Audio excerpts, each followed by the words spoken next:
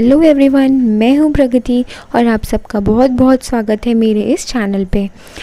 तो आज हम लोग डिस्कस करने वाले हैं बिज़नेस स्टैटिस्टिक्स के कुछ इम्पॉर्टेंट एमसीक्यूज़। अगर आपने मैनेजमेंट या कॉमर्स किसी भी सब्जेक्ट से यूजीसी नेट में एप्लीकेशन कर रखी है या फिर किसी भी एग्ज़ाम में कॉमर्स से या मैनेजमेंट से एप्लीकेशन डाल रखी है तो ये वीडियो आपके लिए बहुत ही यूज़फुल होने वाला है। अभी हाल ही में यूजीसी ने एनटीए ने अपनी न्यू डेट्स भी अनाउंस कर दी हैं। पेपर अब 17 अक्टूबर से 25 अक्टूबर के बीच किसी भी दिन हो सकता है। होप कि आप सबकी प्रिपरेशन अच्छी चल रही होगी। तो चलिए आज का लेक्चर शुरू करते हैं। बढ़ते हैं पहले क्वेश्चन की तरफ। यहाँ पूछा है which of the following test is use to determine whether the two population means are different when the variances are known and sample size is large.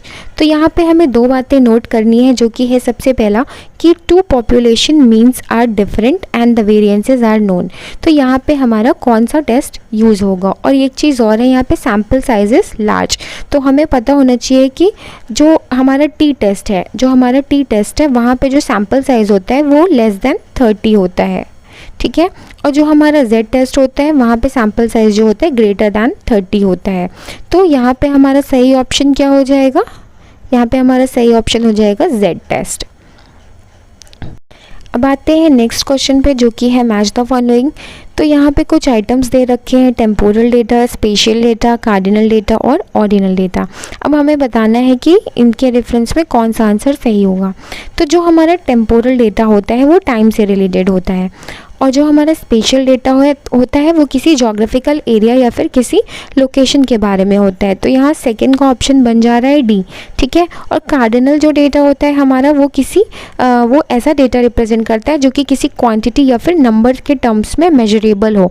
तो यहाँ पे सी का ऑप्शन बन जाता है ए। अब हमें मैच करना है कि यहाँ पे कौन सा ऑप्शन सही बैठ रहा है।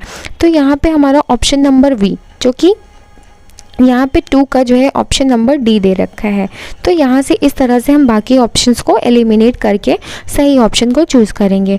और थर्ड क्या है, कार्डिनल हमारा हो गया ए, और फोर्थ ऑर्डिनल जो कि हमारा हो गया क्या, in respect to particular attribute. Okay, तो बढ़ते हैं नेक्स्ट क्वेश्चन की तरफ। यहाँ पूछा है distributions that are high and thin are referred to as.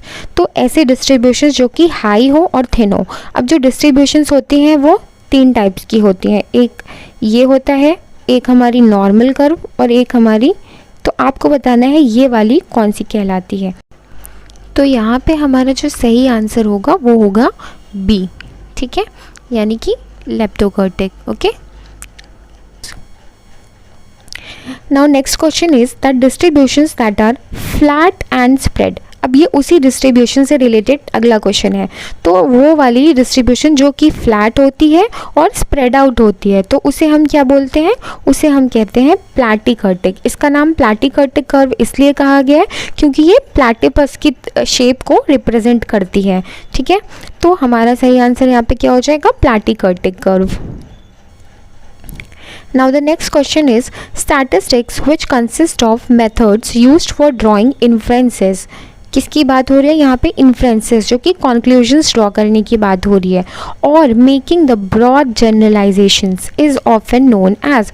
तो ऐसी स्टैटिस्टिक्स जिसमें हम कंक्लूजन्स ड्रॉ करते हैं तो वो होती है, कहलाती है हमारी इन्फ्रेंशियल स्टैटिस्टिक। और डिस्क्रिप्टिव स्टैटिस्टिक्स क्या होती है, वो जो हम मेथड्स, टूल्स, जो different types of methods use करते हैं तो वो हमारी डिस्क्रिप्टिव स्टैटिस्टिक्स में आती है। होप कि आप सबको एमसीक्यू समझ में आ रहे होंगे। Now the next question is which of the following term is known as positional average. अब पोजिशनल एवरेज किसे कहते हैं, ये बहुत ही ईजी क्वेश्चन है। पोजिशनल एवरेज हम मीडियन को कहते हैं। Okay, let's move on to next question. Now the 7th question is the measure based on the each value। यहाँ पे कह रहा है कि ऐसा मेजर जो कि हर एक सीरीज़ की हर एक वैल्यू से बेस्ड कोई मेजर हो।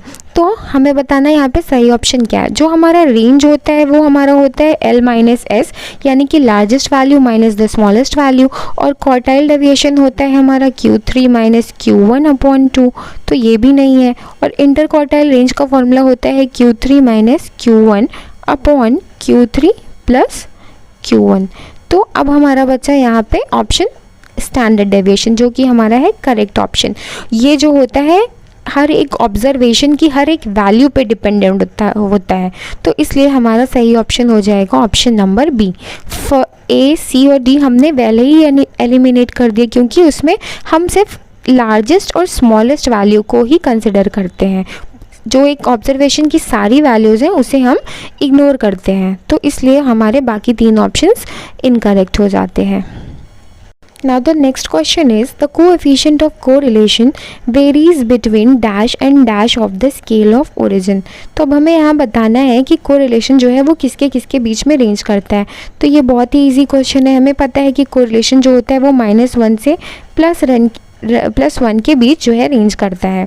अब हमें ये पता लगाना है कि वो स्केल और ओरिजिन से इंडिपेंडेंट होता है या फिर डिपेंडेंट होता है। तो अगर हम स्केल की बात करें, स्केल के केस में कभी भी किसी भी ऑब्जर्वेशन के किसी भी आइटम में जब हम मल्टीप्लाई या फिर डिवाइड करते हैं तो उसकी वैल्यू अगर चेंज करती है, तो वैल्यू जो है अगर वो चेंज करती है या अनचेंज रहती है, तो उसे हम पता लगाते हैं कि वो डिपेंडेंट है या फिर इंडिपेंडेंट। तो स्केल के केस में हम लोग मल्टीप्लाई और डिवाइड करते हैं, और वहीं ओरिजिन के केस में हम लोग एडिशन या फिर सब्सट्रैक्शन करके पता लगाते हैं कि जो वैल्यू है वो चेंज कर रही है या फिर नहीं चेंज कर रही है।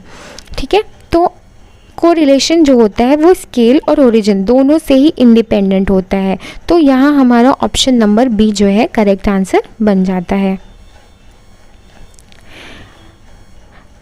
The next question is that the law of statistics which states that moderately large number of items chosen at random from the large group possess the characteristic of the group। तो यहाँ पे कह रहा है कि अगर हम किसी भी सैम्पल से जब हम लोग large number of items choose करते हैं तो वो उसकी कैरेक्टरिस्टिक को, उसके फीचर्स को रिप्रेजेंट करता है। ये किस लॉ, ये कौन सा लॉ कहता है? तो हमारा यहाँ सही ऑप्शन हो जाएगा option number B, law of statistical regularity, जो कि ये कहता है कि जब किसी भी पॉपुलेशन से जब हम कोई सैम्पल निकालते हैं तो इसके जो कैरेक्टरिस्टिक्स होंगे वो इसके अंदर भी आएंगे। ठीक है, तो ये हमारा कौन सा लॉ कहता है? Law of statistical regularity. वहीं इनर्शिया ऑफ लार्ज नंबर्स कहता है कि अगर हम किसी भी पॉपुलेशन से जब हम जैसे जैसे ज़्यादा सैम्पल निकालेंगे, ठीक है, यहाँ पे हम स्मॉल निकालें, यहाँ पे अगर ज़्यादा निकालेंगे तो वो जो उसकी जो उतना ही जो हमारा कंक्लूजन होगा वो क्या होगा? एक्यूरेट होगा और रिलायबल भी होगा। ठीक है, तो ये हमारा कहता है law of inertia of large numbers. ठीक है, कि हमारा जो सैम्पल होगा वो एक्यूरेट होगा और उतना ही रिलायबल होगा उसके results. And the last question for the today is that which of the following test is known as goodness of fit।